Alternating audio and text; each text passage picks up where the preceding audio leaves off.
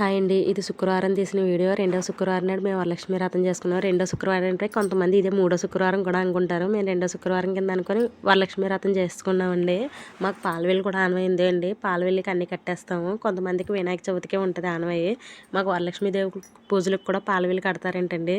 9 రకాల నైవేద్యాలు చేసి పూజ అయితే చేసేసుకున్నానండి. ఈవినింగ్ టైం మా పాపకి హాఫ్ సారీ టైప్ కట్టానండి. అమ్మవారికి పెట్టుకున్న చీరే నేను ఈవినింగ్ గుడికి వెళ్ళేటప్పుడు కట్టేసుకుంటానండి. ఈవినింగ్ మా ఊర్లో శివాలయంలో అమ్మవారికి కుంకుమ పూజ చేస్తారు. అక్కడికైతే మా అత్తగారులు మేము అందరం కలిసి వెళ్తామండి చీర కట్టేసుకొని.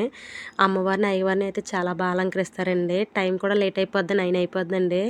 ఫెస్టివల్ టైంలో అయితే అమ్మవారిని అయ్యవారిని చాలా బాగా అలంకరిస్తారండి. ఓన్లీ పచ్చి పూలతో అలంకరిస్తారు, చాంతి పూలు వీటితో చాలా బాగా అలంకరిస్తారండి. అమ్మవారిని అయితే లోటస్లో పెట్టి అలంకరించినట్టు అలంకరించారండి. చాలా బాగుంది డెకరేషన్ అయితే మాత్రం.